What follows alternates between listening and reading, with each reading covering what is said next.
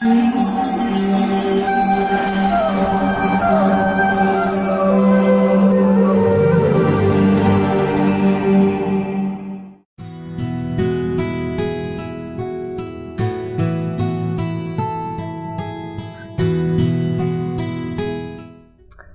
Krishna, my name is Ambika Dasi.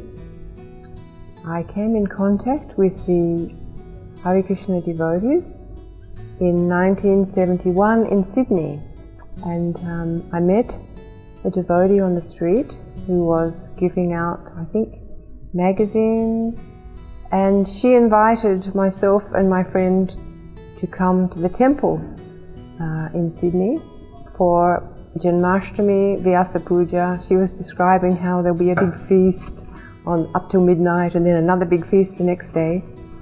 So unfortunately we had a prior engagement that weekend, so we couldn't go along. But the following weekend we went along to the temple, and it was pretty amazing to see the devotees and the little altar they had there in Sydney.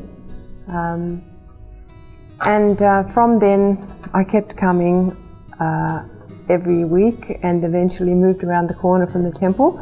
And then at the end of 1971 I joined the temple. This was in Hereford Street in Glebe.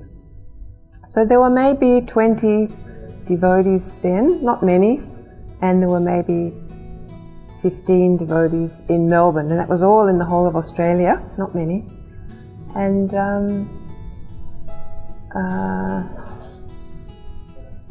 we were kind of, because it was a small amount of devotees, it was kind of like brothers and sisters. It was pretty close, and of course we didn't know anything much about spiritual life. It was all very new.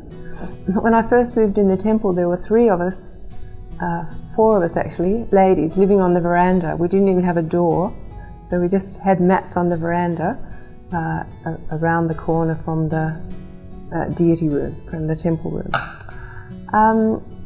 So we tried to do everything that Srila Prabhupada wanted, even though we hadn't met Srila Prabhupada. There weren't that many books available, but we read the books that were there. We went out every day just distributing magazines at the time. Big book distribution had not begun. But it was a jolly time because, you know, we felt like we were really pioneers trying to do something wonderful for Srila Prabhupada. We could understand Srila Prabhupada was from the spiritual world and a pure devotee, but even though we hadn't met him, we were very inspired to work for him. So Srila Prabhupada came in April in Sydney, and that's when I got initiated along with 14 others. I really didn't have very much to do with Srila Prabhupada that first time. I found it difficult to understand his accent, you know, I was kind of like in great awe of Srila Prabhupada. But it was very wonderful. The first time I saw Srila Prabhupada was he had gotten out of a taxi, and he was supposed to be coming and then not coming. So the devotees didn't really know if Srila Prabhupada was coming, and all of a sudden someone came in the temple and said, "Prabhupada's here." So we were completely shocked. We were all trying to get the temple ready, but not expecting Prabhupada might come. So we all ran out on the street, and there was Srila Prabhupada, like a golden genie getting out of the taxi, and everyone was just so amazed. And Mohanananda, who was the temple president, was so overwhelmed at the time that he just hugged Srila Prabhupada, which wasn't really done at the time, but anyway. So yeah, I got initiated then, and then Srila Prabhupada went to Melbourne and off around the world again.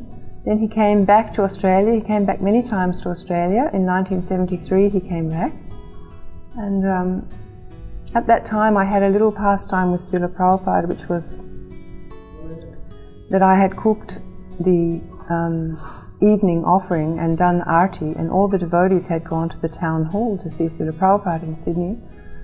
So I was thinking, oh, I can't go see Prabhupada at the town hall, I'm missing out. And I actually had a staph infection in my leg at the time, so I was sort of limping up to the deity room, feeling a bit sorry for myself. And afterwards I cooked the offering, did the artik, and came back into the kitchen. And then Shruti Kirti came in, and he said, "Oh, why don't you take the Mahaprasad into your spiritual master?" And I said, "Oh, I wouldn't dare." And he said, "Go on, he's your spiritual master, you should do it." So I kind of limped into where Srila Prabhupada was in the next door house, and there were many devotees sitting in the room with Srila Prabhupada, Madhvisa, just the leaders. And I came in and put the plate down in front of Srila Prabhupada, and it was actually Krishna's plate, it wasn't transferred, just straight on the plate. And then I sort of started to back away and go out, and then Srila Prabhupada was looking at the preparations, and he asked Madhvisa Maharaj, "Oh, what is this? What is this?" And Madhvisa Maharaj was saying, "Oh, this is pineapple chutney, Srila Prabhupada, this is," and he was explaining what the various preparations were. And the Srila Prabhupada took a little bit of halava and he just flicked it into his mouth so delicately, and he said, "Very good. Who has made?" And Madhvisa said, "She has made, Srila Prabhupada." And Prabhupada turned and smiled at me, and then Madhvisa said, "Oh, now she has pleased her spiritual master. She will go to heaven." And so I was very happy. And then Shruti Kirti came in the kitchen and he said, "Oh, how did you make that halava? I didn't think it was so good, but Prabhupada said, you should make like that. So how did you make it?" So I explained how I'd made it. So then I came to Bombay in January 1974 because Prabhupada had asked the devotees from England and Australia particularly, and maybe Canada, from the Commonwealth countries, to come to India because the American devotees had to leave all the time to get new visas. But the Australian devotees didn't need a visa, so he asked us to come, as many as possible. So Mahanananda was in Sydney, and he ended up coming to Juhu to be temple president along with Giriraj Prabhu. And he, because he knew me from Australia, he said, "Why don't you come to India?" So I came to Bombay, and it was very basic there on Hare Krishna land. There was a kutir. Jagat Purush and his wife were living in the kutir. It was just some rooms and stairs up that didn't even have anything to hang on to. It was quite dangerous. Srila Prabhupada actually visited one time, and it wasn't very safe to even go up and down the stairs. There was just a bathroom with a big hole for the water to go out and the snakes to come in, and no water in there. We just had a well that we would pull buckets up from the well for either the toilet or for the shower. So it was pretty austere. That's how we lived. But we were happy. It was so nice being in Mumbai. And the life members were always very kind to us. You know, in Australia we simply had 6 meters of cloth that we would buy and wear, no saris. And suddenly we came to Mumbai and the life members were giving us saris, and they were very kind and respectful. You know, in Australia it was still a little bit, it was such a different thing, the Hare Krishna devotees. Sometimes they would spit on us, or there wasn't much respect there, but it was pretty nice to come to Bombay, and the life members and guests were very respectful. So that was very nice. Srila Prabhupada came many, many times to Bombay because there weren't big international airports all over India. Mainly Delhi and Bombay were the biggest airports. Calcutta was just tiny. So mainly when Prabhupada would travel, he would come through Bombay or Delhi. So he came many times to Bombay, and because the project was such a dear one to him, he came to always make sure everything was going nicely. So at one stage, of course, the permission for the temple was not coming. They'd applied, but permission was being denied. And even though Giriraj and Mohanananda were going down all the time downtown to try to get this permission to come through, it wasn't happening. So one time when Srila Prabhupada came, he had transcendental vision. We were thinking, oh, the city council's being very unkind, they're not giving us permission. But Srila Prabhupada came and said, oh, the devotees aren't getting permission to build the temple because they're not clean enough. And he said, the devotees should take bath 3 times a day and wash their cloth and have clean cloth every time 3 times a day. And Mohanananda said, but Prabhupada, the brahmacharis only have 2 sets of cloth. And Prabhupada said, that is all right. In the Bombay heat, they'll quickly dry. You wash your cloth, you lay it out, you take bath, and it'll be dry, no problem. So then we all tried to be more clean, aware of personal cleanliness. Another time Srila Prabhupada came and said, permission is being denied because the deity worship standard is not high enough. So we tried to overhaul the deity worship to make it cleaner and more pakka, more suchi. So Prabhupada was seeing internal reasons that we weren't up to standard, we weren't pure enough to get this permission, whereas we didn't have that vision. So eventually, of course, we got permission and the construction started. So one very wonderful thing about Bombay was Srila Prabhupada would have darshans every afternoon on top of the roof. There's so many pictures of Srila Prabhupada on the roof in Bombay. So you could just come and just sit there, and either ask questions or, I was a bit timid always to ask questions.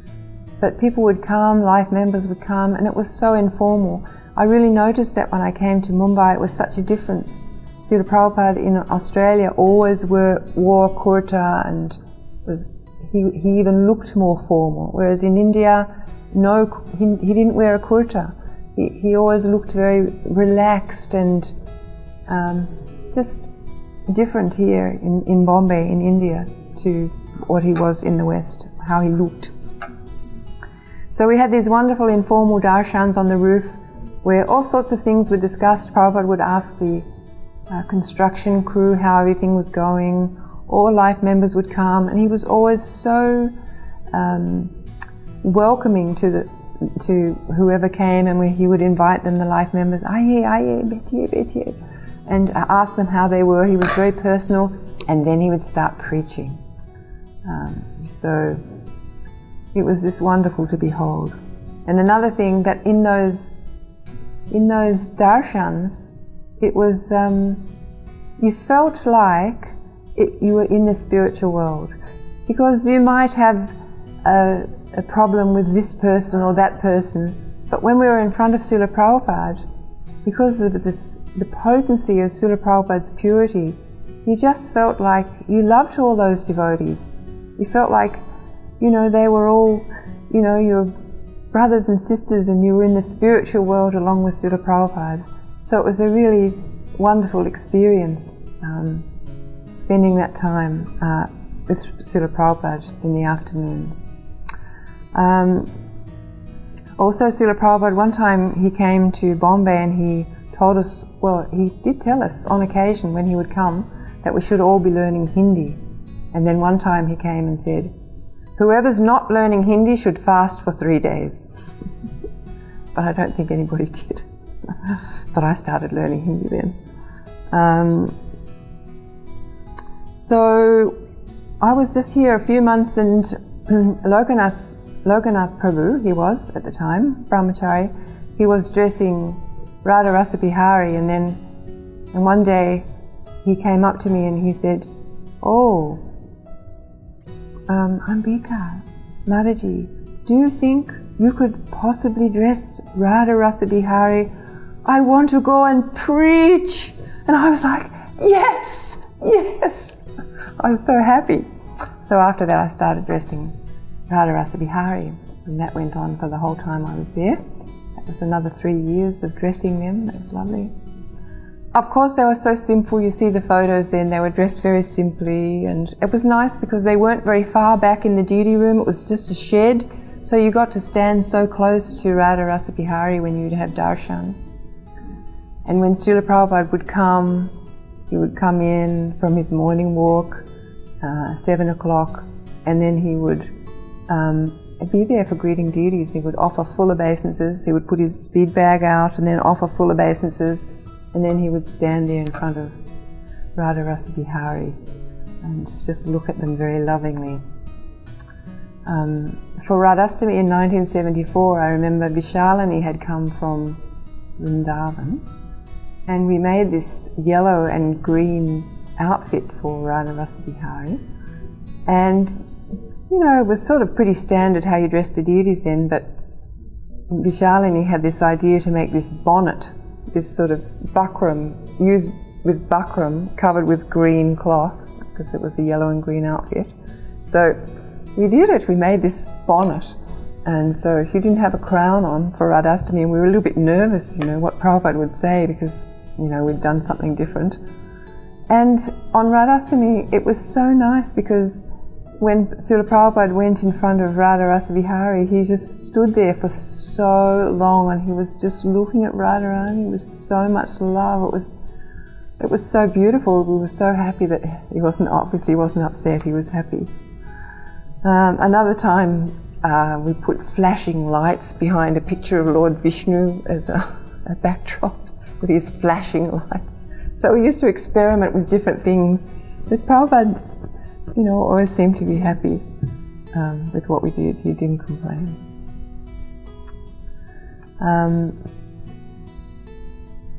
Yes. We used to have dramas in Bombay. Jagat Purush was an excellent actor, and he performed wonderfully in various plays, and because he was so enthusiastic about it, there were quite a few dramas. I remember one time Sridhar Prabhu, I believe, I can't really remember, it was Krishna's birthday, and I think Jagat Purush was Vasudeva and I was Devaki, and there's a Maharaj, I just can't think of his name. He acted as Prahlad Maharaj. Oh no, sorry, this is another one. Now I'm getting mixed up.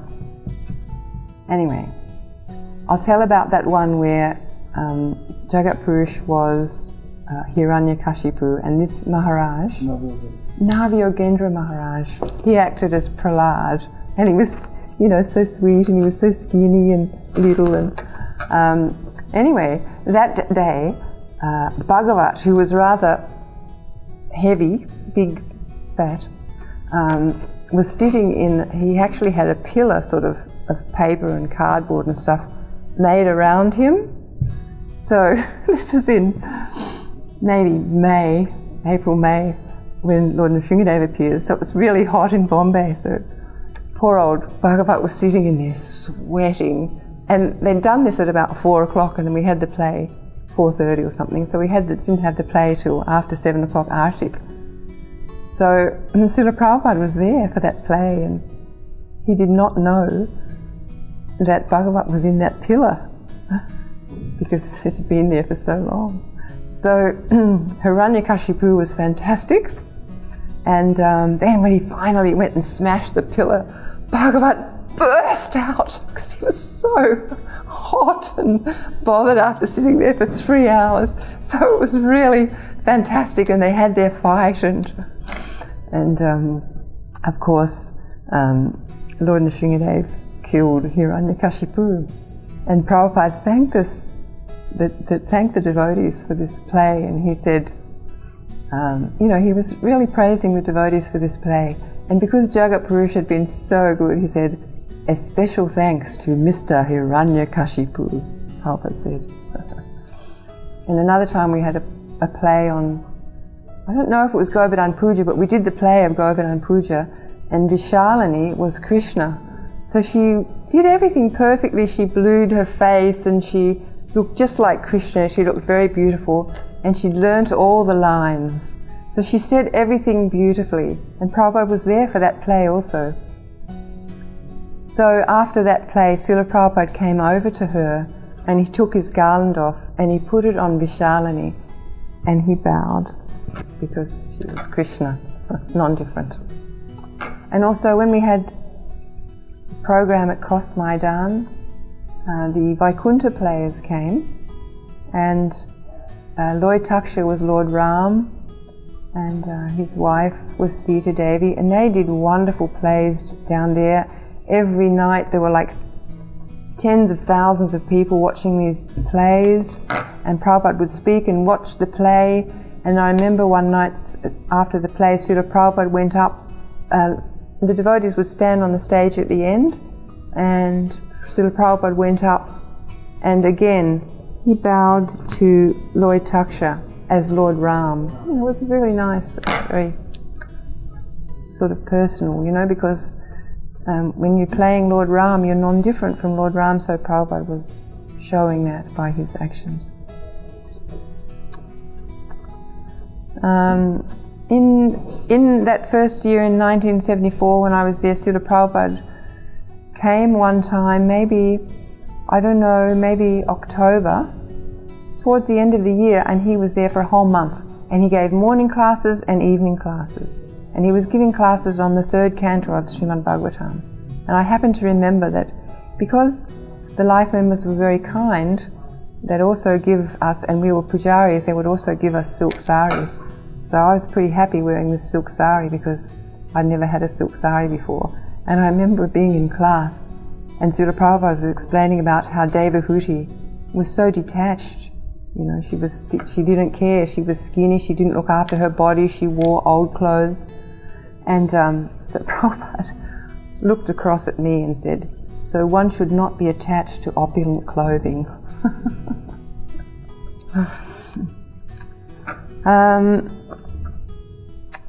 Yes, his preaching was always very strong and non-compromising, really heavy sometimes to try to get through to, because we didn't have so many Indian devotees joining at the time. They would come along, want to touch his feet, but they didn't actually want to take up devotional service. It was mainly Westerners that were devotees there at the time. So Srila Prabhupada was really strong in his preaching and very uncompromising.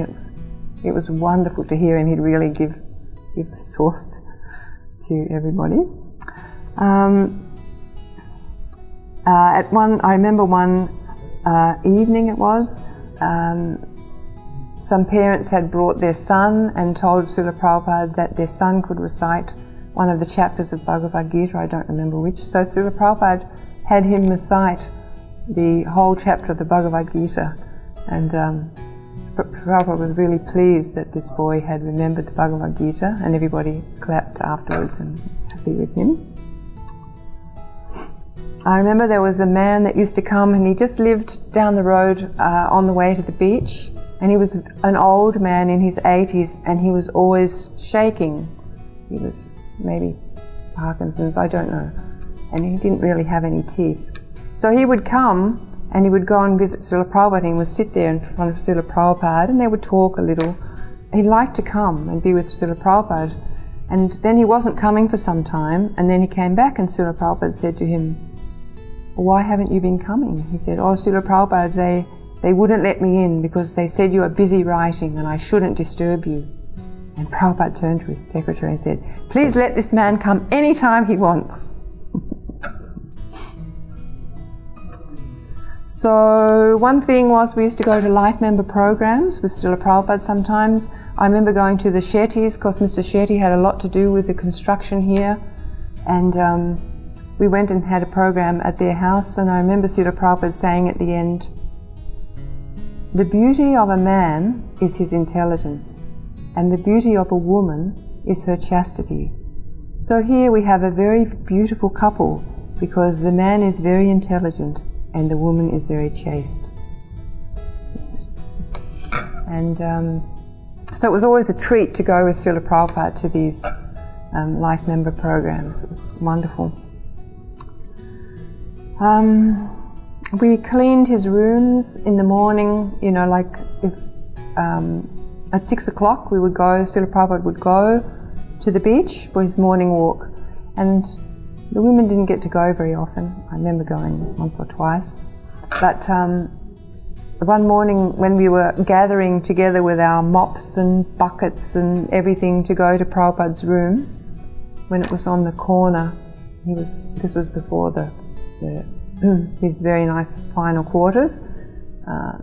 He moved around from the tops of the buildings. He went to various places. He had his quarters here and there. So this was on the corner. Just as you go into the land, on the corner, there was a house there, and that was Srila Prabhupada's quarters. So we were going there that morning, and we passed Srila Prabhupada, and we all got down and offered obeisances, all the women who were going to clean, and Prabhupada said, "All glories to the Gopi devotees." That was really nice. So one time I used to make vases for Srila Prabhupada, and 2 vases, and I would take them up at 11 o'clock, and Srila Prabhupada was always having his massage at that time.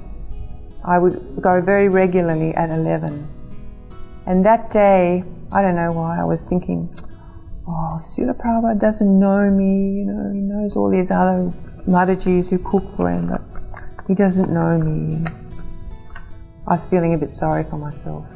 Anyway, I went up to his rooms at 11 on the dot, and Srila Prabhupada was there at his desk, behind his desk, and I was, and I went in with the vases, and I put them on the desk in front of Srila Prabhupada, and I, backed out to offer obeisances and go, and Srila Prabhupada said, "Oh," because in the mornings when we would clean his rooms, there would be pictures of the disciplic succession. So we would Srila Prabhupada would put his garland around the picture on his desk. I think that was Chicago deities maybe.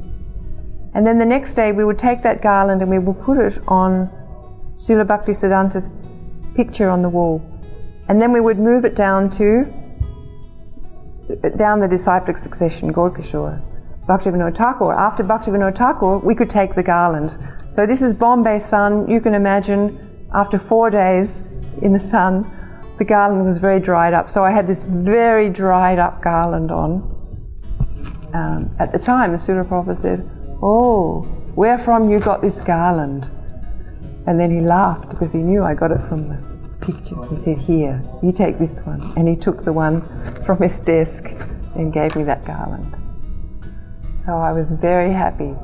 That was just the day when I was thinking, oh, Srila Prabhupada doesn't know me. And then he gave me this garland right from his desk. So that was lovely. So I broke Srila Prabhupada's Ekadasi.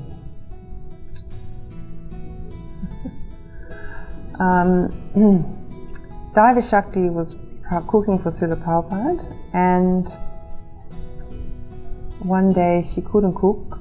She was off the altar. So someone came and asked me, it was Ekadasi, they asked me, "Can you cook for Srila Prabhupada?"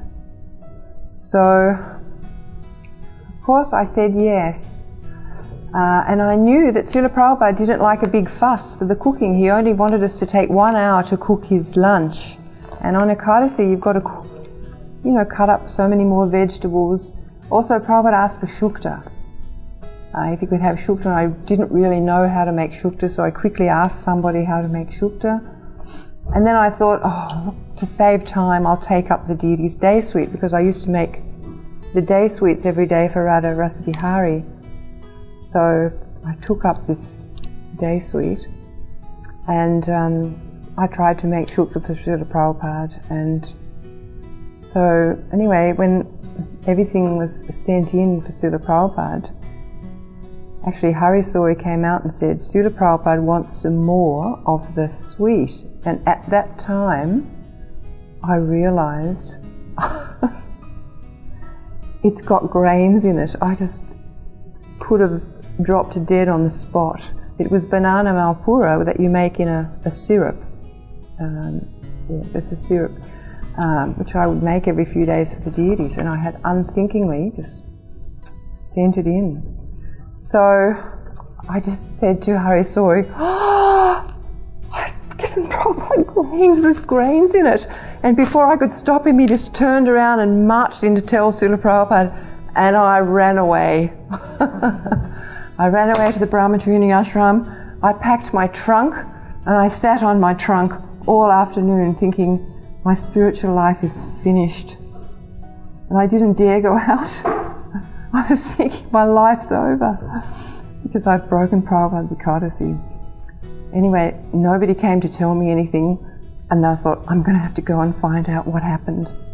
So I sort of slunk over to Prabhupada's quarters and I found Hari Sori and said, what did Prabhupada say? He said, he didn't say anything. Because he must have known how mortified I was. Anyway, such is our foolishness. But of course, Srila Prabhupada's transcendental and he only doesn't have to follow any rules, but at the time I was just thinking, I'm finished.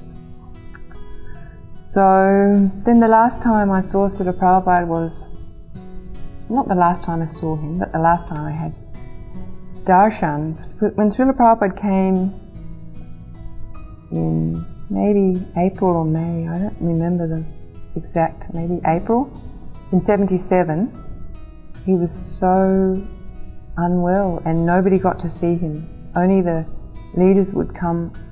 Prabhupada didn't come ever to the temple, didn't come to any class, give any class. He was so unwell and we didn't get to see him. So I thought, I won't get to see him. So then one day a life member, I can't remember his name, but he was quite big, he was an important life member because I used to do life membership. I was, preaching to this, I was kind of liaising with him and everything. And he came and he wanted to see Srila Prabhupada. So Tamal Krishna Maharaj was sort of in charge of who saw Srila Prabhupada. So I went and asked, just because I had to ask, and I thought there's no way they're going to let this life member in with Srila Prabhupada who's so sick. But I went to ask Tamal Krishna Maharaj, this life member would like to go see Srila Prabhupada, and he knew he was an important life member. So he said to me,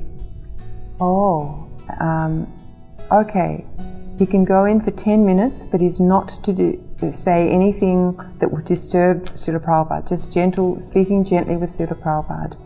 I said, okay, thank you, I'll go tell him.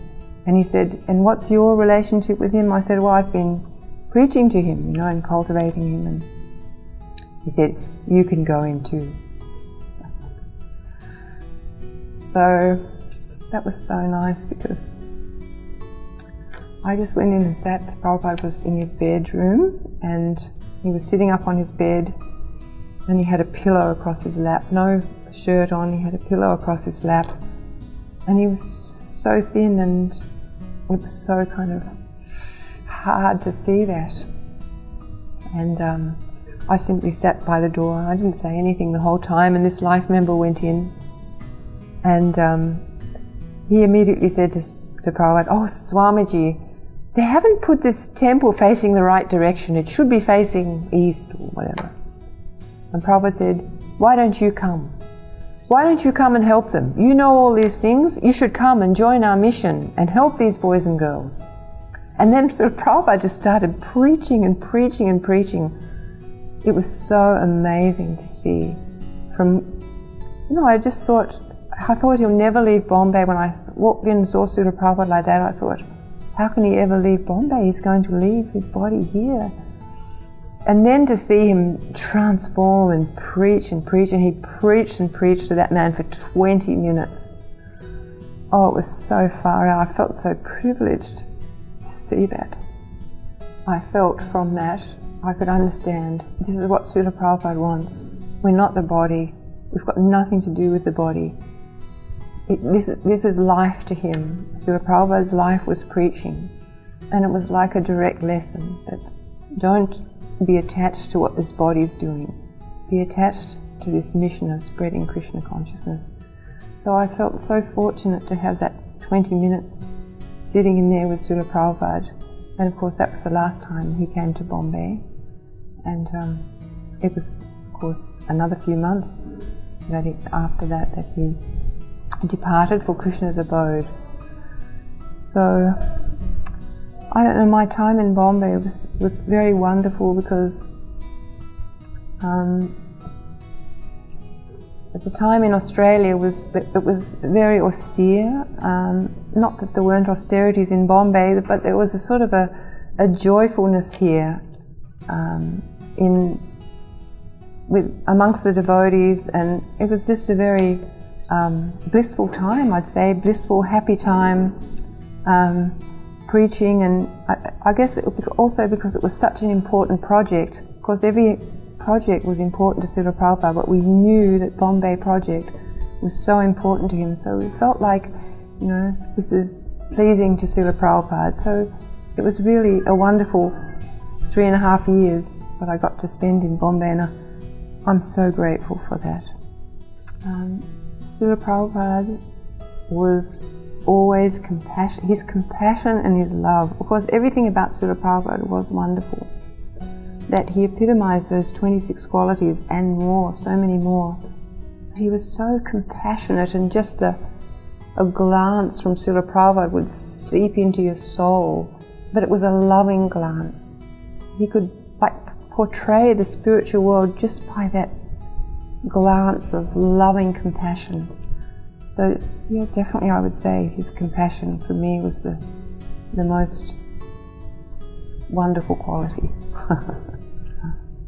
Hare Krishna.